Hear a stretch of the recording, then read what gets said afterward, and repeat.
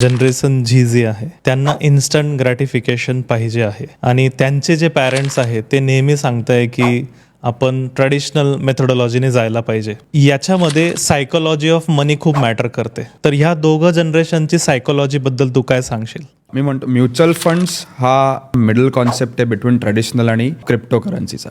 तो असा खूप ट्रेडिशनल नाही आहे आणि तो क्रिप्टोकरन्सीसारखा खूप फास्टही नाही आहे. Slow and study wins the race.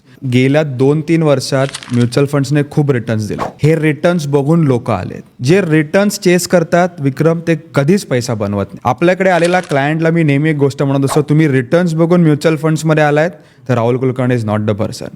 तुम्हाला वेल्थ बनवायची आहे, you want to create generational wealth, Rahul Kulkarni is the person.